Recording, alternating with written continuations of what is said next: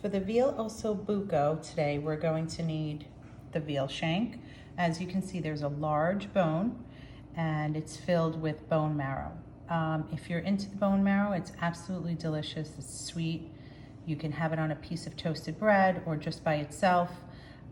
If not, then you don't have to eat it. What I do is I like to use a kitchen twine for the veal shank here, because I like to keep, this is gonna braise low and slow. So I like to keep the meat on the bone because it's going to be so tender. Just wanna show everyone, normally when I make this dish, I chop my onion, carrot, and celery, just like I did right here. What I'm going to do today is I'm actually gonna just pulse it a few times in my food processor. I just want it to be a bit smaller than usual because it kind of melts in the sauce and I don't want a chunky sauce. Here we are. This is what we get after I pulsed it a few times in the food processor. To start, you're going to take your osso buco and you're going to just pat it in the flour, both sides, all around. This will help keep it dry and get a good sear on it. And then just put it aside and do that to all the pieces. Make sure you get all the sides covered in the flour. Dust off any extra before we start searing. And then you can set them aside. Once you have them all done, we'll sear them. I'm using a Dutch oven today. If you don't have a Dutch oven, that's fine. Use whatever deep pan you have. Your veal you can season with salt and pepper, and then we'll start searing it on all sides and then remove it from the pan.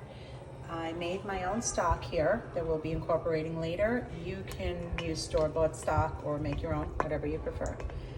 Once we sear it, we'll remove it and then we'll add the vegetables and go from there. When you put your veal in the pot, you want to hear that sizzle. That means it's doing what it needs to do. That's what you want to hear. You want it to sizzle just like that. Nice and hot pan.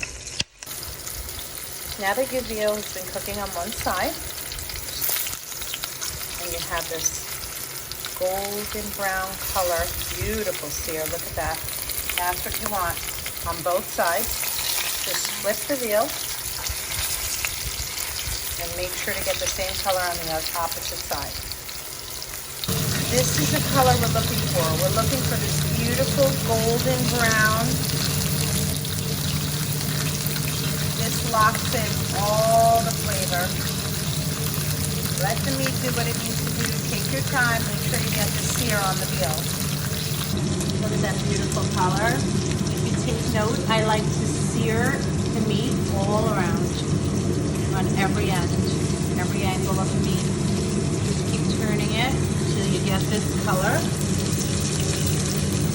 on the entire veal shank.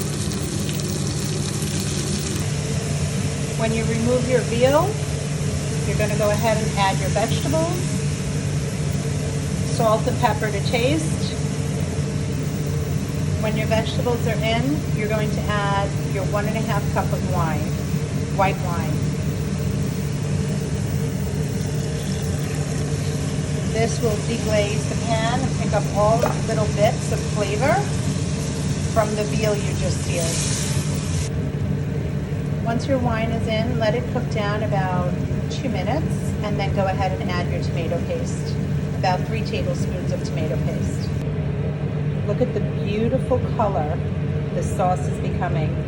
So we've added 3 tablespoons of tomato paste, 2 onions, 3 carrots, 4 celery stalks, salt, pepper, 1.5 cups of white wine.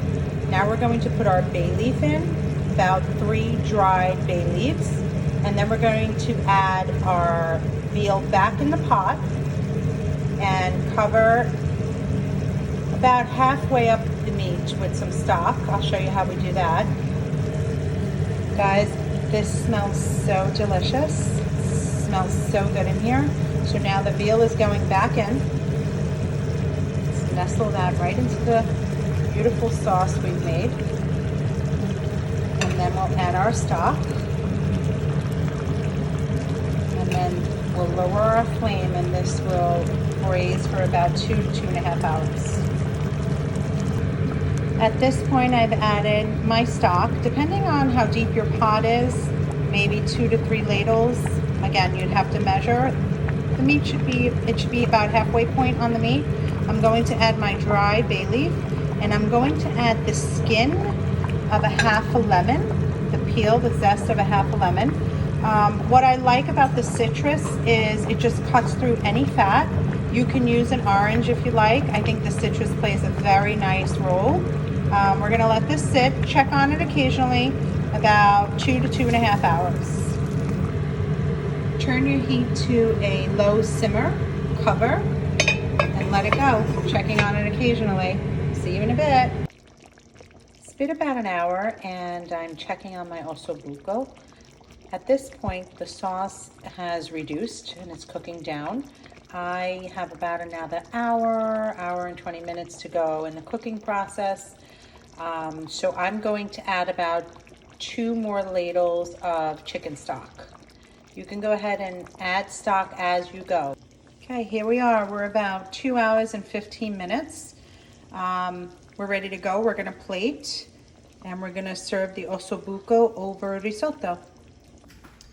Okay, we have the osso buco out of the pot. We're gonna get ready to plate. Again, we're serving it over risotto. I just wanted to remind you, don't forget to remove the kitchen twine off of the meat before serving. Here's our risotto. Now you're gonna take your osso buco. It's very, very delicate. Please remember, that's why we braised it for so long. That's what we want. You're gonna place it right over your risotto. There you go.